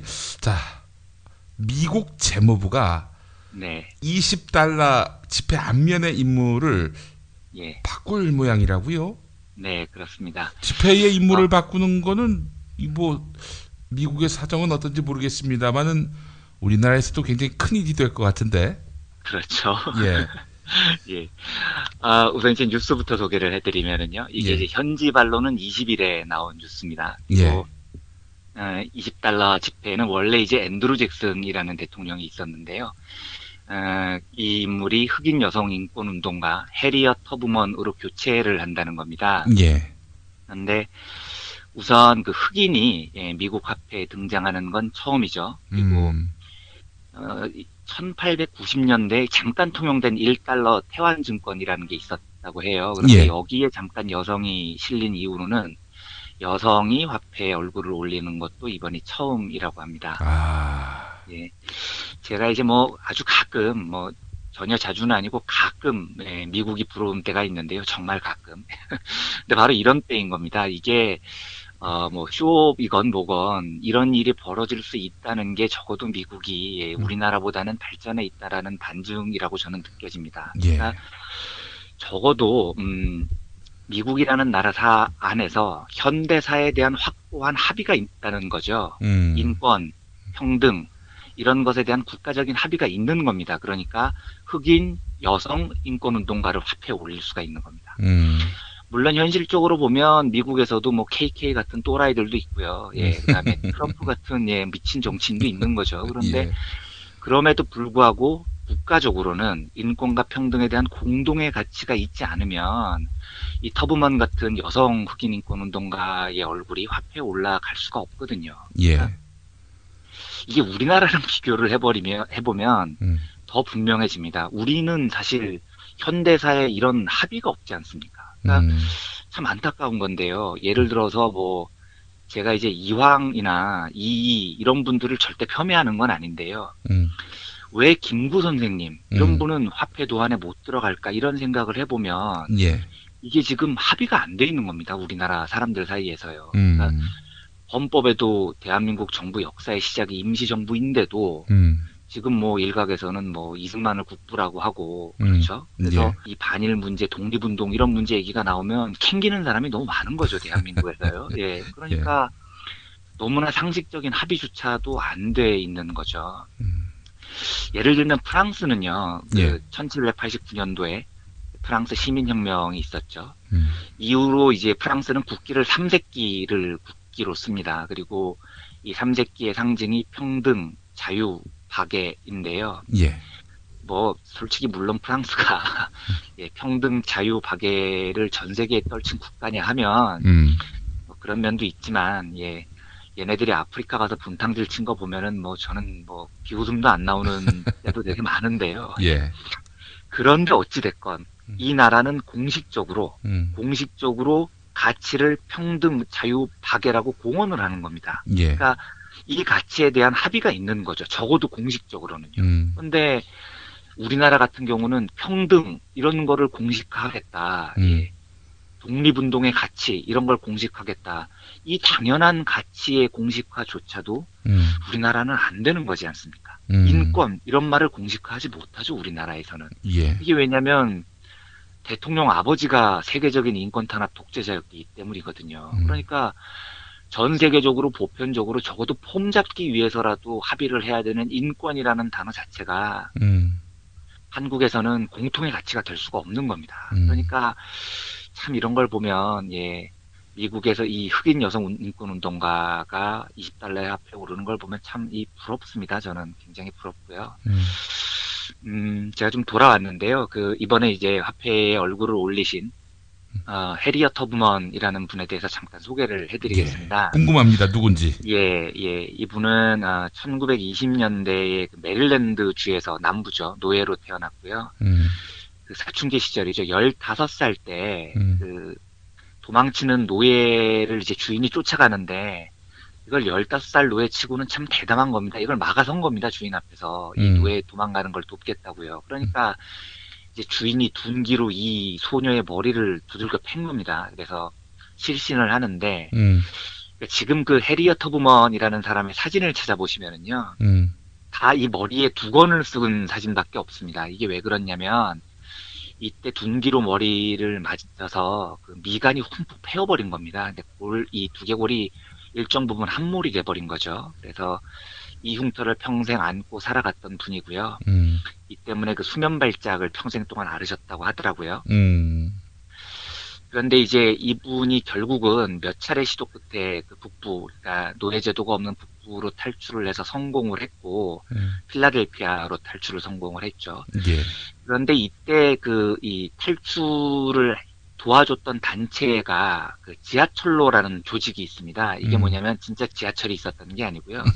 남부의 노동자들을 북부로 탈출을 도와주는 조직 이름이 바로 이런 이름을 가지고 있습니다. 예. 그리고 남부의 노예들을 북부로 안내해주는 이 운동가를 지하철 차장 이렇게 불렀다고 하더라고요. 그런데 이 터브먼이 대단했었던 건 이 사람이 이제 자유를 찾은 다음에 1850년대 뉴잉글랜드 지역에서 이제 뭐 주로 이 흑인들이 자벽부나 청소부 이런 일을 했겠죠. 그러면서 뭐 임금도 얼마나 작았겠습니까? 이 쥐꼬리만한 임금을 받았는데 이 터브먼이 이 임금을 차곡차곡 모은 다음에 봄하고 가을 1년에 딱 2번이 되면 일을 손에 놓고 그냥 사라지는 겁니다. 이 여자가. 그런 다음에 다시 돌아와 보면 돈을 어디선가 다 써버리고 온 거죠. 예. 그래도 이제 사람들이 궁금해한 건데 그렇게 꼬박꼬박 돈 모아서 도대체 어딜 가서 돈을 다 쓰고 온 거냐. 이 사람이 뭘 했냐면 1년에 2번 봄, 가을 남부의 노예 지역으로 침투를 합니다. 그래서 다른 흑인 노예들을 조직화해서 북부로 탈출시키는데 자기가 반년 동안 벌었던 돈을 다 쏟아붓는 겁니다.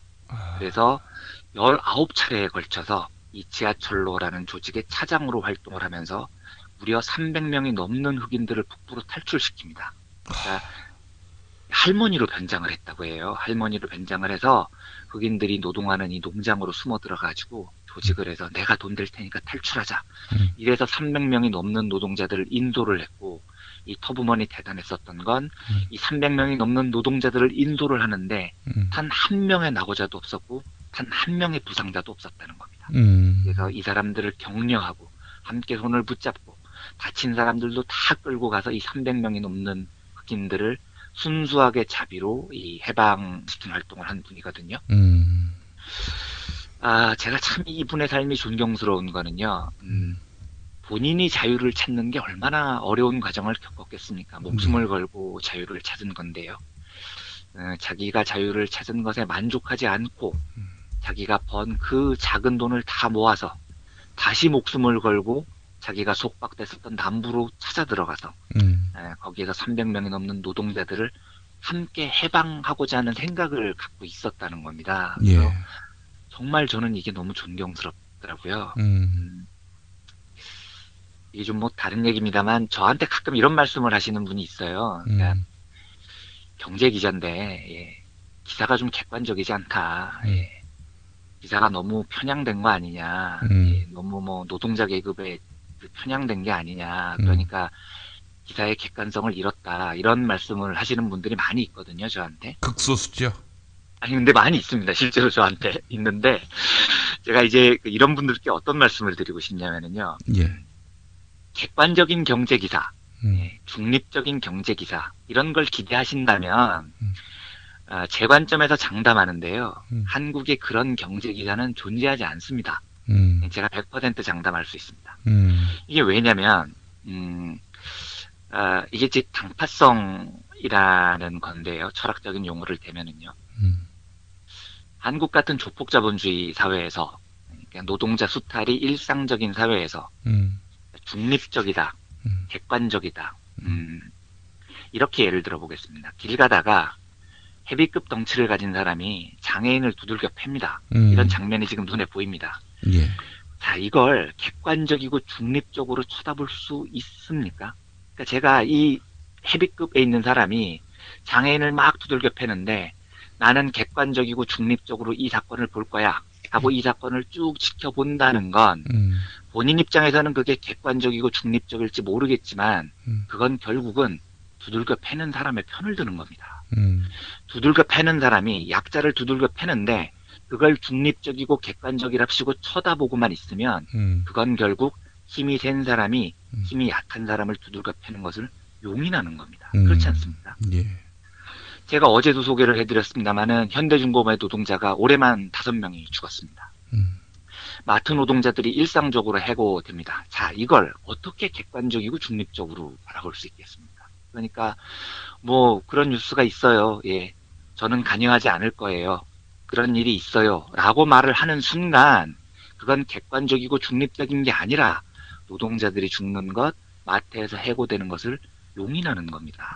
그게 조폭자본주의의 현실이라는 거거든요. 그러니까 미국 노예 사회를 한번 상상을 해보십시오. 지금은 우리가 상관이 없으니까 이 노예 운동하신 분들 보면 대단해요, 훌륭해요 하는데 우리가 그때 예를 들어서 백인 중에 한 명이었다. 노예가 아니었고 그런데 노예들이 수탈받고 두들겨 맞고 있고 매일 죽고 있고 이러고 있는 상황을 볼 때 나는 객관적이고 중립적일래요. 나는 노예 해방주의자도 아니고요. 나는 노예 탄압주의자도 아니에요. 그러니까 나는 객관적으로 볼래요. 이 말은 그 노예들이 탄압받고 죽고 있는 모습을 용인하겠다는 말하고 다른 게 없는 겁니다. 그러니까 이 사람은 이 자기가 자유를 얻고 난 다음에 더부머는 자기가 자유를 얻고 난 다음에 그냥 나는 이제 자유를 얻었으니 나는 이제 북부에서 그냥 자유롭게 살래요. 이러지 않았던 겁니다. 그러니까 다시 자기가 탄압받고 자기 머리 두개골이 깨졌던 그 곳으로 다시 들어가서 자기가 할 수 있는 가장 처절한 일을 해낸 거죠. 같이 북부로 가서 신분의 자유를 얻자. 그러면서 300명이 넘는 노예들을 해방을 시키는데 일조를 한 겁니다.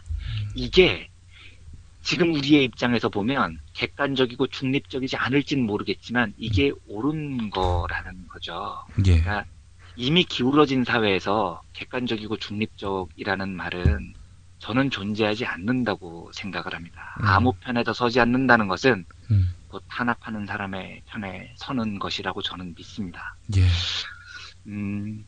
저는 뭐 참 이 버니 샌더스 존재 이후에 모처럼 이제 미국이 부러웠었던 게 이 터브먼을 $20 지폐 이름에 올리는 건데요. 뭐 우리 현대사에 참 부끄러운 게 많은 건데 미국은 어쨌든 이 부끄러운 현대사, 이 노예제도라는 것에 대해서 국민적 합의를 가지고 이것에 저항했던 사람을 이제 국가공인화폐에 올릴 정도로 합의가 된 것 아닙니까? 사실 이런 합의는 객관적이고 중립적으로 쳐다보는 많은 사람들이 있었기 때문에 이런 합의가 이루어진 게 아니고요. 마틴 루터킹 목사님이나 말콤 엑스나 터브먼 같은 수많은 사람들의 싸움과 투쟁에서 얻어진 결과라는 사실을 우리가 잊지 않았으면 좋겠고요. 기울어진 사회에서의 중립성이라는 것은 탄압받는 사람의 편에 서는 것이야말로 이 사회의 기울어진 사회를 조금 더 평평하게 만드는 가장 올바른 방법이라는 제 주장을 좀 많은 분들이 이해해 주셨으면 하는 생각이 들어서 이 말씀을 드렸습니다. 예.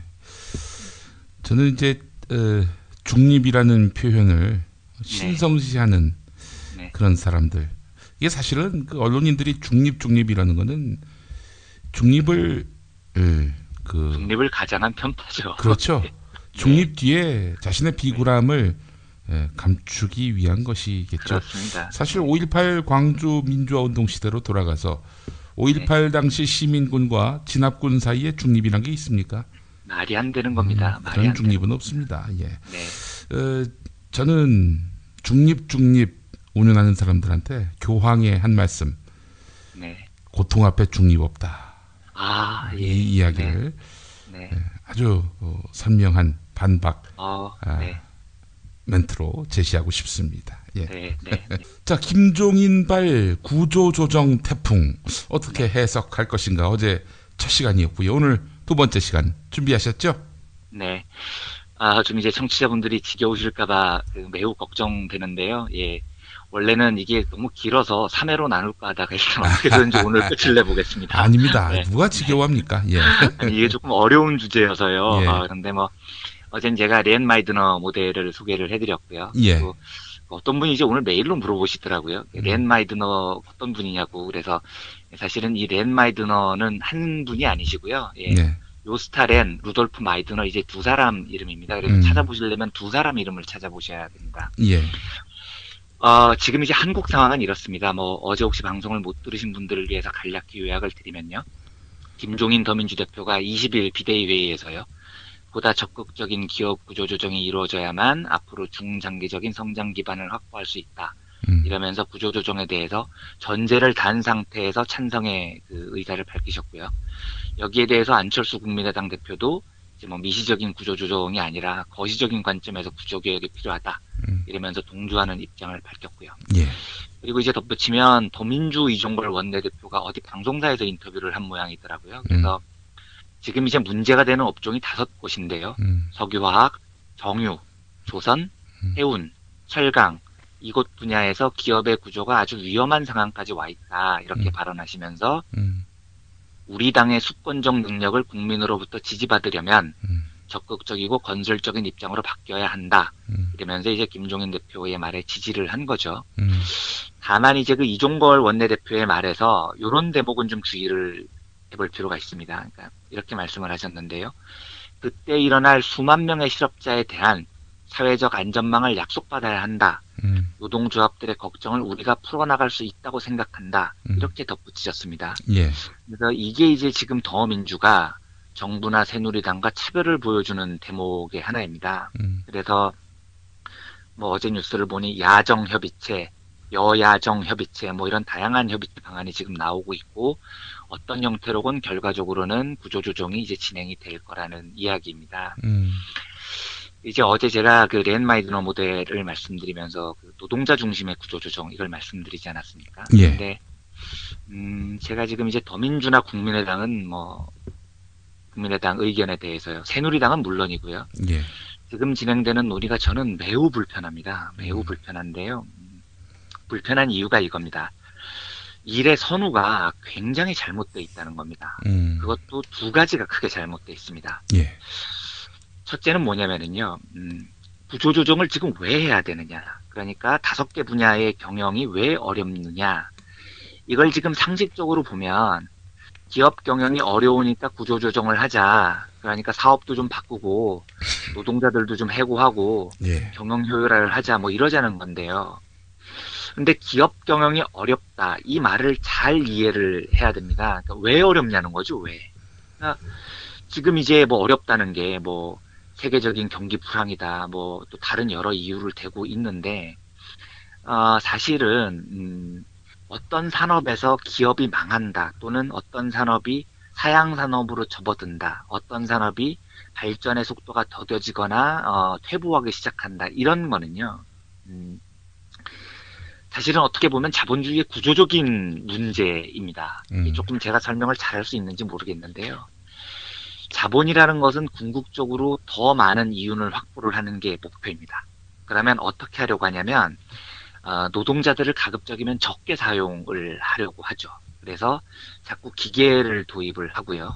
그리고 노동자들을 더 많이 착취하려고 합니다. 이래야만이 더 많은 이윤을 확보를 할 수가 있거든요. 이게 이제 자본의 본질인데 기계화를 많이 하고 그리고 임금을 줄이고 임금은 부실하게 써야 된다면 임금은 낮춰서 노동자들을 착취를 하는 것. 이게 자본의 본질인데요. 이게 전체적으로 보면 이런 식으로 기계화를 많이 해서 노동자의 숫자를 줄이고 즉 이제 해고를 많이 하고요. 또 임금 착취를 해서 노동자들에게 돌아가는 소득을 줄이면 그렇게 해서 자본이 더 많은 생산품을 만들어내면 이걸 누가 소비를 해줘야 되지 않습니까? 그런데 소비를 해줘야 되는 노동자들의 주머니는 엄청나게 가난해져 있는 겁니다. 기계화 때문에 일자리를 잃거나 자본의 착취 때문에 임금이 줄어든 상태인 거죠. 그래서 필연적으로 자본은 어떤 자본주의 시장 경제라는 걸 어떤 시점이 되면 이게 경제학 용어인데요. 과잉 생산의 시대에 접어든다고 합니다. 이게 반드시 벌어지는 일이라는 거거든요. 이게 그래서 1929년에 벌어졌던 대공황 같은 것, 그리고 2차 세계대전이 발발을 했던 것도 이런 겁니다. 과잉 생산이 벌어지고 나니 경제가 휘청휘청하는 거죠. 어떻게 해서든지 해결을 해야 되는 겁니다. 그래서 전쟁이 벌어지기도 하고 대공황 같은 일이 벌어지기도 하는 겁니다. 결국은 생산되는 물건의 양은 굉장히 많아지는데 소비할 수 있는 소비자, 즉 노동자들의 소비할 수 있는 여력은 굉장히 줄어든다는 것. 이 갭이 계속해서 벌어질 수밖에 없는 건 현실적으로 자본주의가 가지고 있는 구조적인 문제인 겁니다. 그래서 이런 문제가 벌어졌을 때 케인즈가 제시를 했던 해법은 뭐냐면 자본의 욕심을 제어하라는 겁니다. 예. 정부가 개입을 하라는 겁니다. 그래서 지금 자본이 니네들의 소득을 끊임없이 이윤을 끊임없이 확대하기 위해서 기계화시키고 임금 노동자들의 임금을 착취하는 것을 정부가 개입을 해서 어떤 식으로건 노동자들에게 적절하게 소득을 보장해 주도록 제어를 해주라는 거거든요. 그래야지 총소비가 늘어나서 자본이 생산을 하는 생산품과 소비자들이 소비할 수 있는 여력이 일치를 한다는 거죠. 근데 지금 이제 조선, 해양, 철강, 정유, 석유화학 5개 분야만 이야기를 하는데요. 어렵습니다, 실제로요. 어려운 건 분명한데요. 그런데 지금 거론이 되고 있는 분야는 모두 기간산업 분야입니다. 예. 철강과 석유화학, 정유 같은 분야는요. 이게 본질적으로 보면 전 세계적으로 수요가 부족해서 지금 이 산업이 고전을 하고 있는 거거든요. 그러면 지금 이 5개 분야에서 겪고 있는 이 구조적인 위기라는 것은 5개 분야에서 몇 개 기업들의 노동자들을 해고하는 것으로서 기업 구조 조정을 하는 것으로서 마무리가 될 것이냐, 천만의 말씀이라는 겁니다. 그러니까 궁극적으로 지금 철강 같은 경우는 기간 산업이긴 하지만 이게 전 세계적인 경기 침체가 이어지면 철강을 사용하는 자동차 분야에도 소비 침체가 일어날 수 있고요. 석유화학 같은 경우에는 석유화학의 기간 산업에서 파생되는 여러 소비 제품에서도 결국은 이 구조적인 공황 비슷한 게 발생을 할 수 있습니다. 무슨 말씀을 드리고자 하냐면 지금 이 5개 분야에서 벌어지고 있는 산업의 고전은 사실은 전 세계 전 산업 분야에서 벌어질 수 있는 굉장히 극심한 경기 침체의 전조 같은 거라는 겁니다. 예. 그러니까 한국뿐만 아니라 전 세계적으로 경제가 굉장히 위협에 처해 있다는 거죠. 그러면 이걸 전제로 해서 보면요. 일의 순서를 한번 정해보자는 겁니다. 현재 한국의 조선, 해양, 철강, 정유, 석유화학, 과잉 생산입니다. 예. 위험합니다. 그래서 지금 굉장히 이 5개 분야의 기업들이 위기에 처해 있습니다. 인정합니다. 자, 그러면 이게 누구 책임이냐는 겁니다. 이게 누구 책임이냐는 거죠. 예. 그러니까 과잉 생산의 지경까지 이르게 된 이 현상이 누구 책임이냐는 겁니다. 이게 노동자 책임인가요? 지금 현대중공업이 3,000명을 지금 해고하겠다고 언론 플레이를 하고 있던데요. 예. 3,000명을 해고하면 4인 가구 기준으로 12,000명이 생존권의 위협에 빠지게 됩니다. 그런데 야, 기업이 어려우니까 다 망할 순 없지 않냐. 그러니까 3,000명 정도는 해고해야 되지 않냐. 뭐 그런 관점을 가질 수 있다고 일단 치고요. 그런데 좋은데 1만 2천 명의 가구에 1만 2천 명의 생존권을 위협에 몰아넣는 것이 과잉 생산의 문제라면 이 책임은 누군가가 져야 하는 게 아니냐는 겁니다. 이거 누구 책임이냐는 거죠. 경영자고 오너 책임입니다. 그러니까 아니 세계 경제가 침체됐는데 뭐 어쩌라고요. 이렇게 말하면 안 됩니다. 경영자가 오너가 수십억의 연봉을 받는 이유는 과잉 생산이 될 것 같으면 생산량을 조절을 하고 리스크가 있을 것 같으면 대비를 하라고 그 사람들에게 수십억의 연봉을 주고 경영을 맡기는 겁니다. 그런데 이 사람들은 세계 경기가 확장될 때 돈 더 많이 벌겠다고 노동자들을 막 채용을 한 다음에 자기들이 채용한 겁니다. 그래서 다 부려먹은 다음에 이젠 침체됐으니까 너희들은 죽음의 길로 고스란히 내몰리세요 하면 두 번째 문제를 다루기 전에 첫 번째 문제로 뭐가 해결이 돼야 되냐면 이 지경으로 만든 사람의 책임을 먼저 물어야 된다는 겁니다. 제가 뭘 말하고 싶냐면 제가 어제 김용민 PD님께서 말씀해 주셔서 혹했는데요. 야, 현대중공업이 3,000명을 해고한 해 만에 언론 플레이를 하는데 정몽준이 다시 대선 후보로 떠오르는 거 이게 무슨 개떡 같은 경우냐는 말입니다. 이건 저는 정말 듣고 너무 화가 나더라고요. 책임져야 될 사람이 대선 후보가 된다? 저는 이게 말이 안 된다고 생각을 합니다. 노동자들 해고, 좀비 기업 처리, 노동자 구조조정 이거 말하기 전에 일의 선우의 첫 번째는 뭐냐면 이 일을 이 지경까지 만든 오너들, 경영자들 우선 이거부터 책임지자는 게 먼저 이야기가 돼야 됩니다. 이게 지금 이 문제를 처리하는 선우의 첫 번째 문제라고 생각을 합니다. 둘째로 지금 제가 아까 말씀드렸듯이 이 5개 분야, 기간산업 분야의 경기 침체는 결코 여기에서 끝나지 않을 겁니다. 그리고 단순히 몇 개 기업에서 노동자들을 몇천 명 해결한다고 마무리될 문제가 아닌 겁니다. 더 전방위적이고 더 전 산업적인 문제가 될 수 있을 거라고 저는 봅니다. 그리고 한국 지금 부채 때문에 이런 위기가 닥치면 이 문제를 해결할 수 있는 여력이 굉장히 낮은 상태이고요.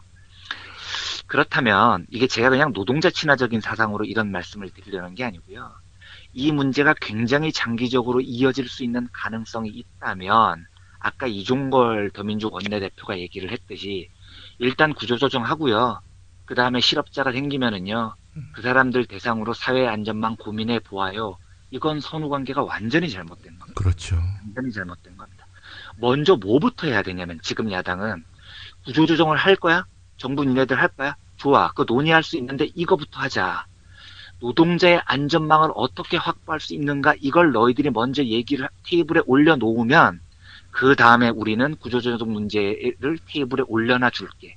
이렇게 하는 게 야당의 태도가 맞다는 겁니다. 일의 선후관계가요. 구조조정에 먼저 협의를 해줄게. 우리가 뭐 야정협의에 우리가 참가해 줄게. 그런데 여기에서 노동자들이 해고되면 그 다음에 요 문제는 해결해 봅시다. 이건 선후관계가 잘못됐다는 겁니다. 야당이라면 적어도 야당이라면 이 문제를 제기를 할 때 지금 이 문제가 그분들이 경제를 모르는 분들이 아닐 거거든요. 이 문제가 절대로 현대중공업 등 몇 개 기업의 구조조정으로 끝나지 않을 거라는 걸 잘 알고 있을 겁니다. 그렇다면 이 문제가 상시적으로 벌어질 거라고 생각을 한다면 한국을 조금 더 스웨덴식, 유럽식, 북유럽식 모델로 노동자들에 대한 사회 안전망을 갖춰야 된다는 철학을 가지고 있다면 정부가 지금 구조조정의 문제를 제기를 할 때는 이쪽에서는 협상 카드가 있어야 되는 겁니다. 좋아, 오케이, 그거 논의할 수 있어. 그런데 그렇다면 우리 이거부터 논의를 해보자. 지금 우리나라 실업수당 6개월밖에 안 되고 보통 받는 통상임금에 비해서 수치도 너무 낮고 우리나라 사람들 해고되면 그냥 생존권의 위협에 몰린다. 이 문제부터 해결합시다. 이 문제부터 너희들이 전향적으로 해결해 준다면 우리가 구조조정 문제도 전향적으로 협상 테이블에 올라가 줄게. 이 자세가 맞지 않냐는 겁니다. 그런데 지금 야당에서는 이게 중산층에게 수권정당의 모습을 보여준다는 이유로 문제의 선우를 구조조정을 협의해 줄 수 있다. 그런데 파생되는 노동자 실업 문제는 뭐 해결을 어떻게 해보자. 저는 상당히 실망스러웠습니다. 굉장히 실망스러웠습니다. 수권정당의 모습은 기업 구조조정을 잘 해결을 하는 모습을 보여주는 게 아니라 한국의 노동자들이 상시적인 구조조정, 앞으로 벌어질 수 있는 상시적인 구조조정과 실험제에 내몰렸을 때 이 안전망을 어떻게 확보를 하느냐를 보여주는 것이 집권정당의 모습이 아니냐는 생각이 저는 더 듭니다.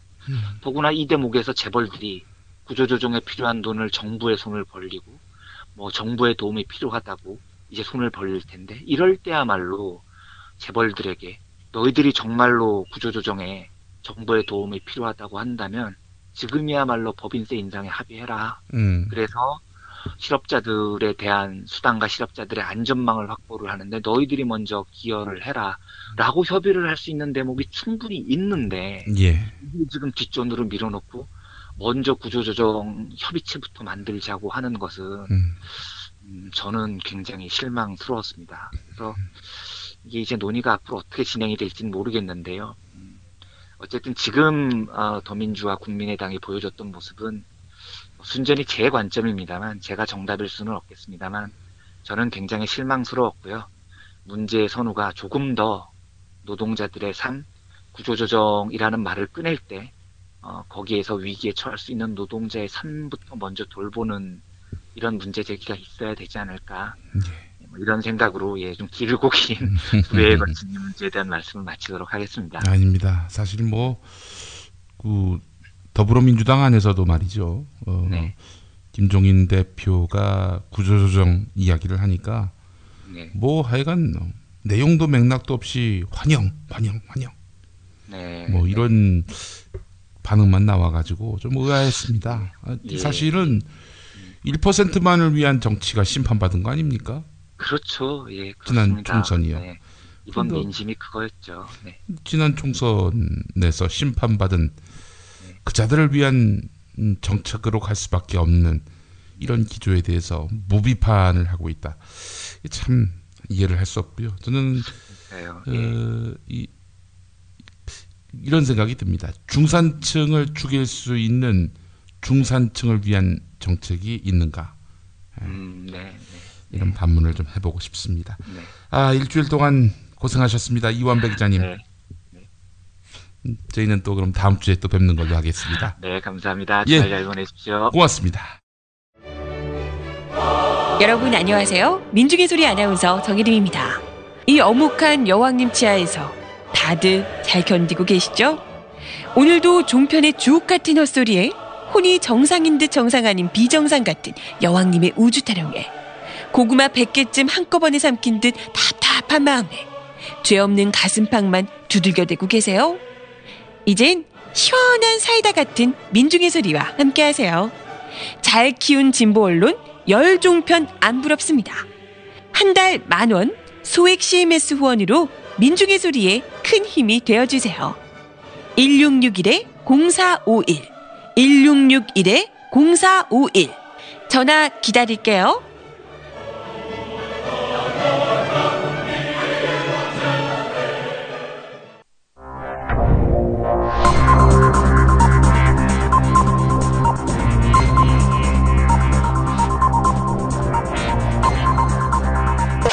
공화국 논평.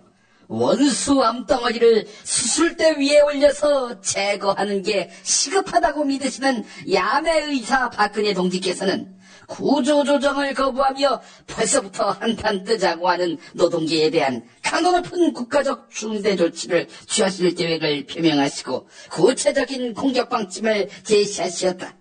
경애하는 박근혜 동지의 단호한 결심은 한상균이를 감옥에 집어넣으면 밀실에 옥시 싹싹 살균제를 투여하듯이 한상균이가 멸균되고 민주노총이 죽어나갈 것이라고 확신했건만 울산에서 국회의원 의석 2석을 건지는가 하면 여전히 용렬한 기세로 맞서 싸우려고 하는데 박근혜 동지에 대한 체질적인 거부감과 적개심을 노골적으로 드러낸 추호도 용납할 수 없는 포항무도한 도발 행위다.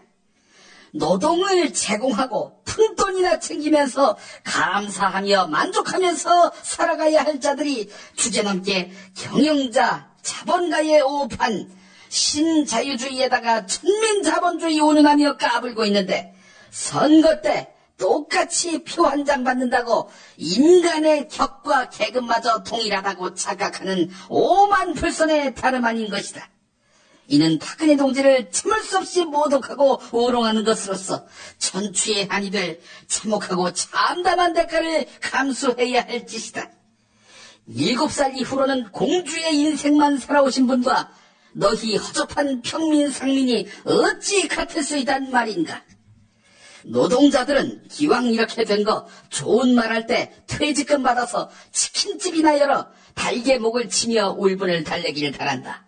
그러나 치킨집 간판이나 문짝에 무엄하고 무례한 상징을 인용한다든지 사회 질서와 국가 존망을 위협하는 경망스러운 행태, 경망스러운 메시지를 서슴지 않을 때에는 박동지의 치솟는 분노와 경천동지의 탄압의 불벼락을 피할 수 없게 될 것이다.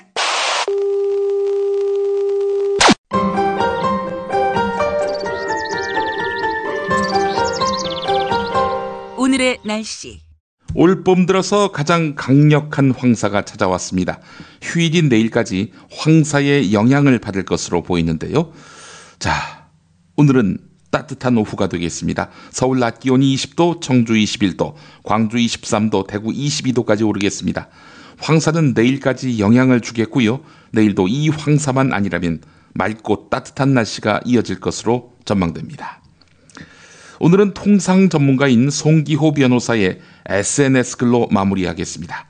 가습기 살균제 참사는 소수 일탈 기업만의 문제가 아니었습니다. 국가의 총체적 실패입니다. 환경부는 1996년 문제의 독성 원료를 유해물질이 아니라고 관보에 고시했습니다. 그런데 당시 유해화학물질관리법에 따라서 유독성 심사를 신청한 유공의 신청서는 이 물질을 양탄자 살균용이라고 용도를 신고해서 심사를 통과했습니다. 그러나 국가는 관보에 이 용도 제한을 달지 않고 일반적인 차원에서 유해물질이 아니라고 공고했습니다. 이렇게 이 비극적 죽음의 물질이 합법화돼서 옥시싹싹의 가습기 살균제 원료가 돼 시민의 피해로 진입할 자격을 획득했습니다. 주권자의 생명을 죽이는 통로가 된다면 더 이상 법치주의가 아닙니다. 유공의 심사 신청서와 관보를 입수하고 찾아서 언론에 제공했습니다. 네. 뉴스 매거진 마무리하겠습니다.